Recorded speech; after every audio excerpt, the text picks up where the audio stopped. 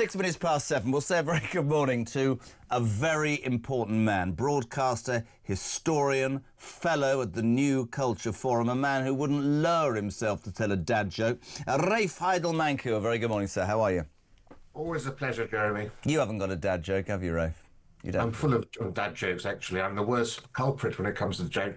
So it's about how you tell them, though, as Frank Carson once said, and I am afraid Keir Starmer can't tell him. No, he can't tell him. He can't do much. Rafe, welcome to the show. Great to have you on.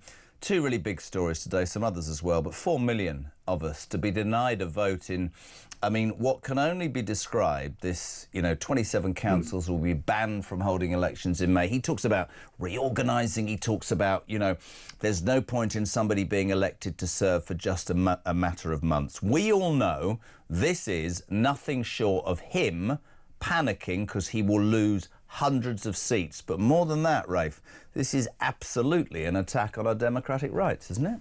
Perfectly put. It used to be the case that only dictators cancelled elections. So you have to ask, what does that make Keir Starmer and the rest of the Labour Party? Because how can they stand on the world stage? And Starmer loves to pontificate and lecture others. So how can he lecture other nations on the importance of democracy when they're using obscure loopholes, just to deny British citizens their right to vote?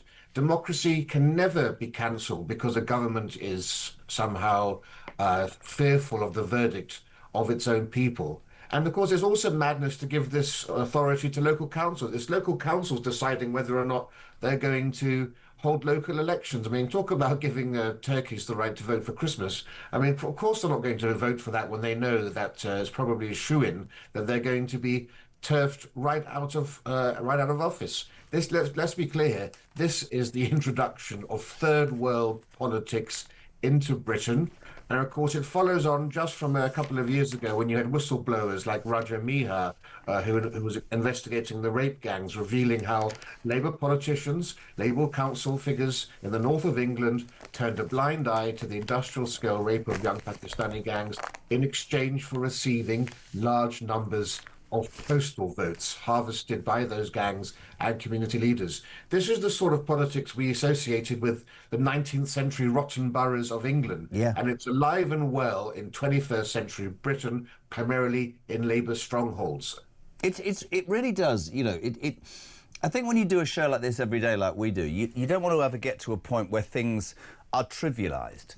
To take away the democratic right, it's a bit like the appalling story about the jury trials. And can I salute at this point the only Labour MP who I have great respect for, who is Carl Turner, he's a legal guy who's so cheesed off with this plan by Lammy and Starmer to remove jury trials that he's threatened to call a by-election reform well ahead in his constituency. And fair play to Carl Turner. But you're saying now you can't vote. When you get tried, we're gonna make sure it could be a judge with any leaning. We're going to take away your right to be part of a jury. As you say, 2026, and you look at it, you step back and you go, what is seriously going on here? How were we hoodwinked? And of course, Rafe, you know this. If you do it in the wrong way, you talk about it too much, people will say, oh, that's conspiratorial. It's not. It's fact. We're being denied the vote. We've got a police force we'll talk about, I think, all over this country who are being compromised for the wrong reasons. And when you look at it, it's I never thought Britain would get to this point, did you? No. I mean, I said yesterday in relation to another case, this Dutch lady who's been banned from entering the country, whilst, of course, we're welcoming illegal migrants into this country and giving extremist British citizenship, we're inching towards a police state. We have two-tier justice in clear effect. We have two-tier policing clearly there. We've got to clamp down on free speech, which is absolutely chilling. Britain is the birthplace of free speech, and it pains my heart that the Americans who adopted English free speech have that entrenched in their constitution, and they're looking back to the motherland with bewilderment. And yet, despite all of these attacks on our freedoms, Starmer and Labour still pretend that they are somehow morally superior to their opponents. I mean, the level of hubris here, the sort of hypocrisy and arrogance is absolutely quite breathtaking. It took us a long, hard struggle to achieve the freedoms and the liberties we enjoy today. And people need to remember because how long that struggle was. Because once those things go, it's very hard to get them back. And it's this very subtle, gradual erosion that is the biggest threat. Because in this country, we've never lost our freedoms. Nope. You try any of these things in Poland, in Hungary, in Bulgaria, countries that were behind the Iron Curtain, where within living memory, they lost those things. They would be out in the streets protesting were this to happen there. Unfortunately, here we've taken these things for granted for far too long. I think that's absolutely right, and I'm also, I said it last hour, I'll say it every hour.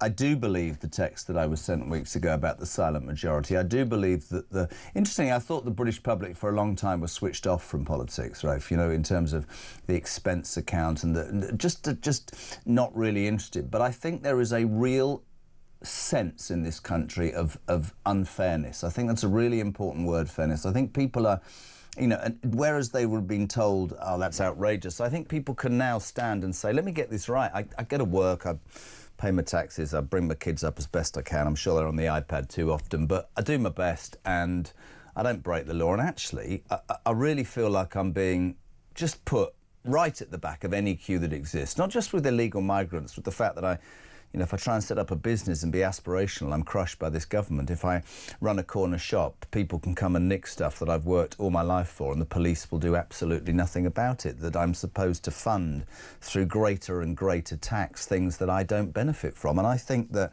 whenever you say that, Rafe, people go, what are you saying? I'm saying anything. I'm saying I think the British people, and I want to use a phrase I can't, are increasingly hacked off. Increasingly hacked off. Yeah, well, I'm reminded of the line from G.K. Chesterton, for we are the people of England that have not spoken yet. The British people are finding their voice because, as you say, if there's one thing that is fundamentally un-British, it is lack of fair play. And it's basically having people who are doing the right thing who seem to get penalised the most. That sticks in the craw of the British people. It is unjust. What's even more unjust, of course, are the jury trials or things like that. But the burden, people doing the decent thing, people who wake up to the alarm clock and they see people on benefits earning more than they are, getting hammered if they're working in hospitality or in any startup or as a self-employed business. Your viewers and your listeners in their car today will know exactly what we're talking about. It stretches all the way from you, Les, all the way through. Every aspect of our life seemingly is hard. Life is a struggle. And it shouldn't be a struggle for people who have done the right things for all of their lives. I couldn't put that any better. I've got some breaking news, and then we'll talk about that dreadful situation in the West Midlands. Ofwat, the regulator Ofwat, has just launched an investigation into South East Water after repeated outages left around 10,000 households, 8 here it says, but I thought it was yesterday, across Kent and Sussex without drinking water. We're not going to have the debate this morning, but some of these water companies that are paying billions of pounds seemingly to their chief executives and their shareholders, it's an utter disgrace. They should certainly be brought to bear. Let's talk about the other main news story, Rafe, if we can. And I'm going to try and control myself. On the one hand, I'm beyond angry about how undemocratic Keir Starmer is. Shameless.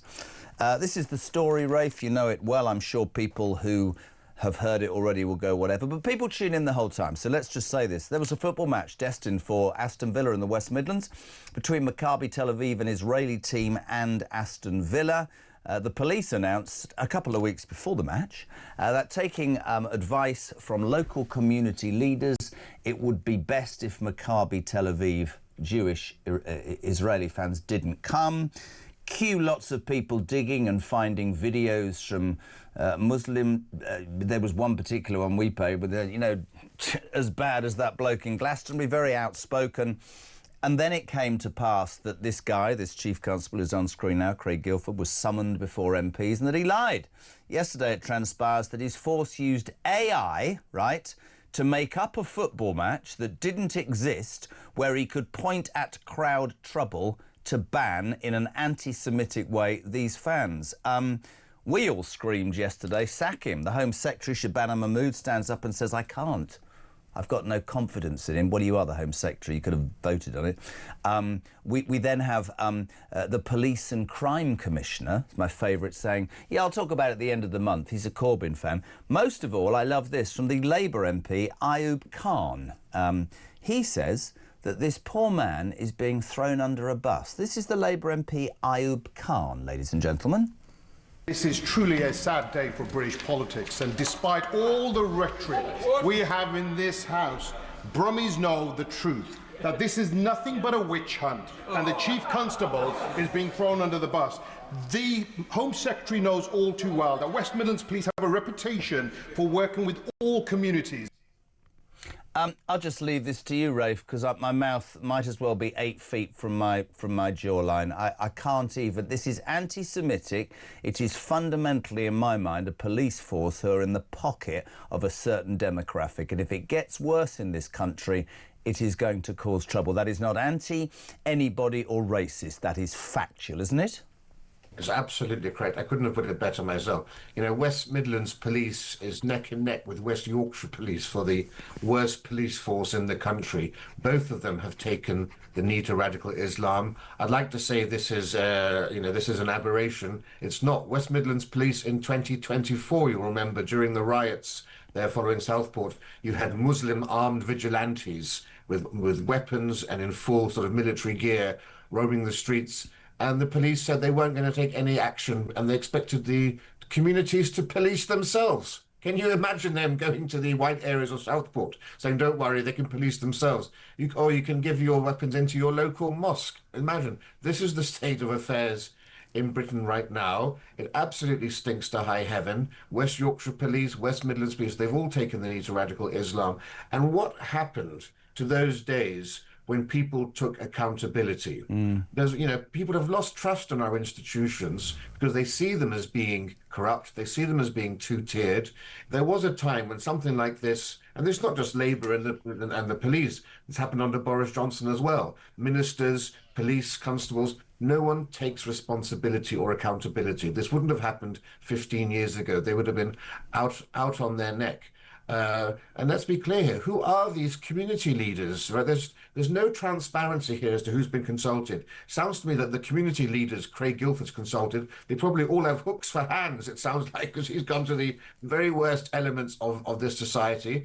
Now we found out that Craig Guilford was interviewed by a panel when he got his job. One of the panelists was a member of one of the major mosques in the area. Why is somebody from a mosque on an interview panel looking into whether or not West Midlands, who should be running West Midlands Police? This stinks to high heaven, and it is going to result in a situation where you get a backlash. I mean, there's a Professor David Betts who said that Britain is heading for civil unrest.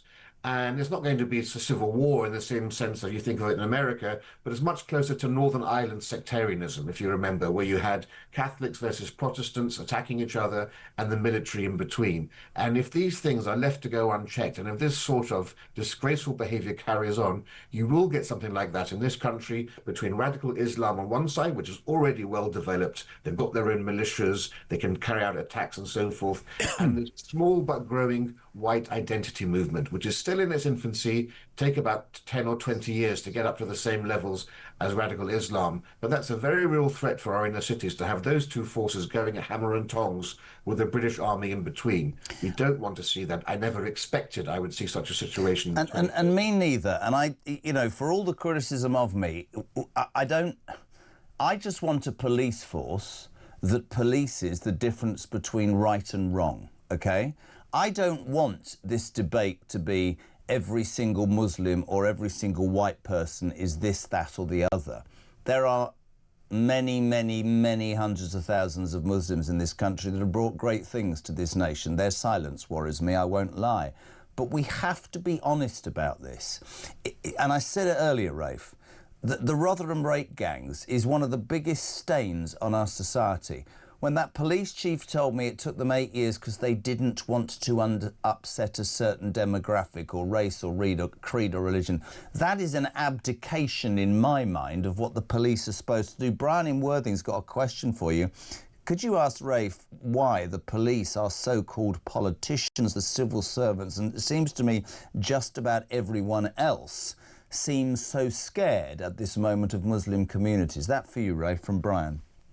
Yeah, well, they're petrified by political correctness. And they, I think, understand what an absolute disaster mass immigration has been. I call it the greatest act of harm in British history, worse even than the cost of fighting the Second World War.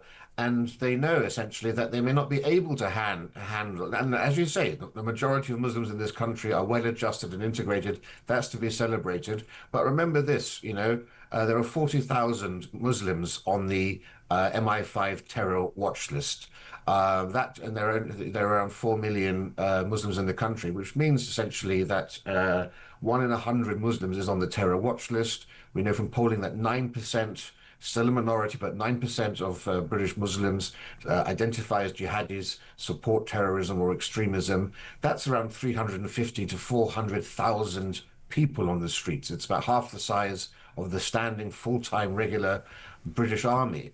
And the Muslim population is only going to increase. It's forecast to go increase. What's by the answer, Rafe? Briefly, what is the answer? Is it? You have to show.